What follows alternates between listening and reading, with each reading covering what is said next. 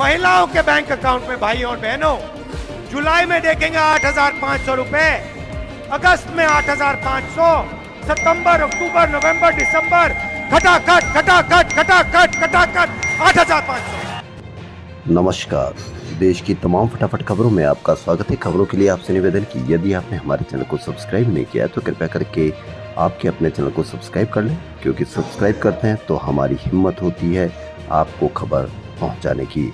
जी हाँ, खबर है प्रधानमंत्री नरेंद्र मोदी की। जी हाँ, प्रधानमंत्री नरेंद्र मोदी ने यूपी के जौनपुर, प्रतापगढ़, आजमगढ़ और भदोही की चुनावी सभा में विपक्ष पर हमला किया। उन्होंने कहा कि सपा और कांग्रेस के शहजादे, यानी अब की बार दोनों शहजादे हैं, को देश का विकास गिल्ली डंडे का खेल लगता है। इसलिए कहते हैं कि देश का विकास अपने आप खटाखट खटाखट होगा। पीएम मोदी ने कहा कि 4 जून को नतीजों के बाद इंडिया अलायंस खटाखट बिखरेगा और शहजादे छुट्टियां मनाने खटाखट विदेश भाग जाएंगे। उन्होंने कहा कि फिर केवल मोदी और आप लोग रह जाएंगे, मैं दिन रात आपकी सेवा में रहूंगा। वहीं कांग्रेस नेता प्रियंका गांधी भी जबरदस्त चुनावी प्रचार पर है। जी हां, कांग्रेस नेता प्रियंका गांधी ने पीएम मोदी पर निशाना साधते हुए कहा कि वे एक दिन कुछ कहते हैं और अगले दिन कुछ और, वे परसों कुछ और ही कह देंगे। ऐसे में हम पीएम के शब्दों पर कैसे भरोसा कर सकते हैं? उन शब्दों का कोई महत्व नहीं है। प्रियंका ने पीएम मोदी के उस बयान का जिक्र किया जिसमें उन्होंने कहा था कि इंडिया खेमा तुष्टिकरण की, जबकि एनडीए संतुष्टि की राजनीति कर रहा है।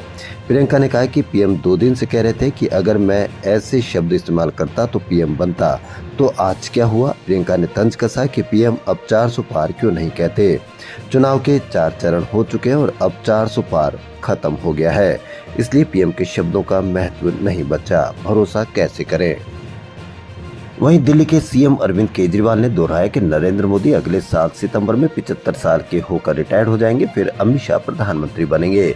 मोदी इस चुनाव में दरअसल शाह के लिए वोट मांग रहे। केजरीवाल ने लखनऊ में प्रेस कॉन्फ्रेंस में कहा कि यदि भाजपा केंद्र में सत्ता में आई तो 2-3 महीनों में ही यूपी के मुख्यमंत्री योगी आदित्यनाथ का पत्ता साफ हो जाएगा।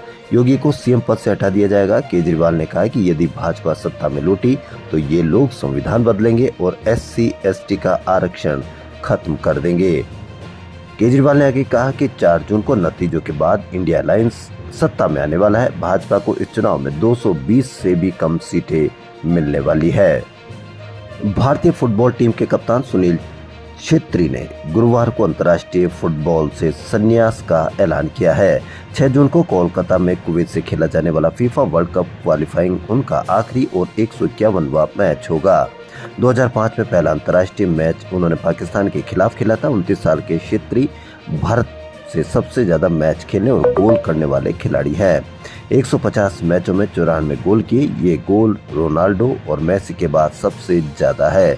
2011 में अर्जुन अवार्ड, 2019 में पद्मश्री और 2021 में खेल रत्न मिला है। खबरों फिलहाल इतना ही। यदि आपको हमारा चैनल पसंद आए तो लाइक, सब्सक्राइब और शेयर अवश्य करें। धन्यवाद।